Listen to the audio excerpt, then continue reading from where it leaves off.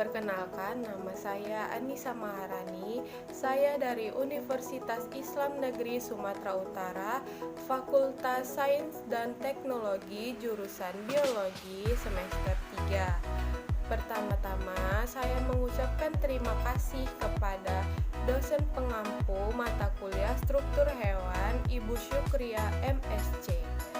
Nah, pada video kali ini saya akan menjelaskan mengenai darah dan sistem peredaran darah pada manusia.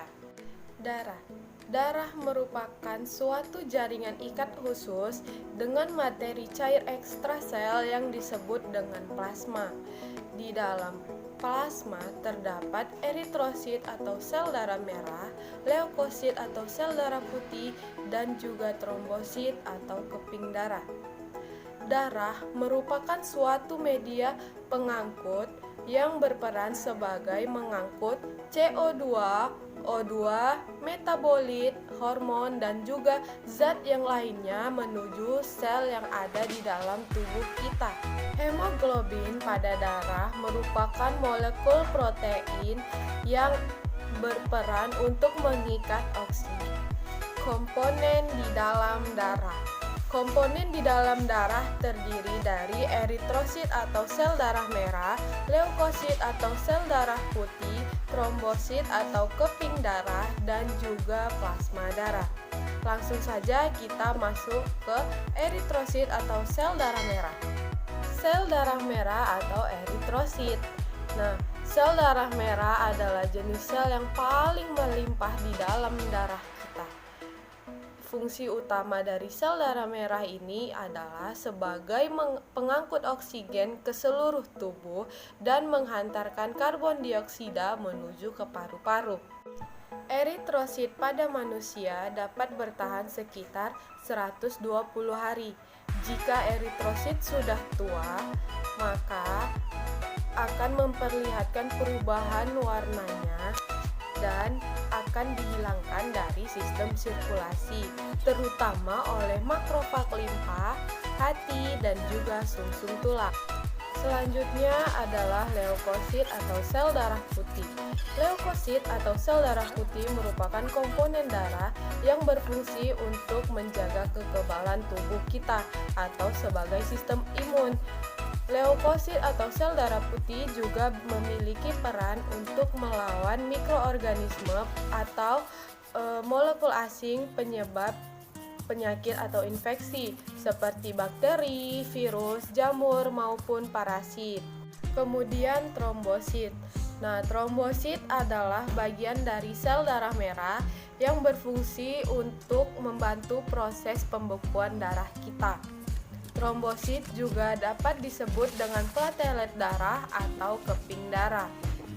Trombosit diproduksi di sumsum tulang belakang bersamaan dengan sel darah merah dan juga sel darah putih. Selanjutnya ada plasma darah. Plasma darah ini merupakan cairan berwarna kekuningan yang berfungsi untuk membawa sel darah. Plasma darah ini tidak hanya membawa sel darah saja, namun juga membawa nutrisi penting yang diperlukan oleh tubuh kita. Plasma darah adalah bagian terbesar dari darah, sekitar 55% dari seluruh volume darah di dalam tubuh. Plasma darah itu sendiri 92% terdiri dari air, sementara 8%-nya terdiri dari bahan penting seperti protein, glukosa, imunoglobin, dan juga elektrolit. Plasma darah memiliki banyak fungsi di dalam tubuh kita, seperti mengangkut limbah, membantu proses pembekuan darah, membantu menjaga keseimbangan cairan tubuh, melawan infeksi, dan banyak fungsi lainnya dari plasma darah. Selanjutnya, kita masuk kepada sistem peredaran darah pada manusia. Nah, sistem peredaran darah manusia terdiri dari dua organ, yaitu jantung dan juga pembuluh darah. Selanjutnya, kita masuk ke jantung. Jantung merupakan organ yang terdapat pada manusia di dalam rongga dada dengan posisi terletak agak sedikit sebelah kiri. Lapisan pada jantung terdiri dari 3, yaitu lapisan epikardium, miokardium, dan juga lapisan endokarium. Selanjutnya, ruang pada jantung. Ruang pada jantung manusia terdiri dari 4 ruang. 2 ruang serambi atau atrium, yaitu serambi kanan dan kiri, dan 2 ruang ventrikel atau bilik, yaitu bilik kanan dan bilik kiri. Selanjutnya ada pembuluh darah. Pembuluh darah merupakan organ yang memiliki peran penting di dalam mengedarkan darah dari jantung menuju ke seluruh tubuh.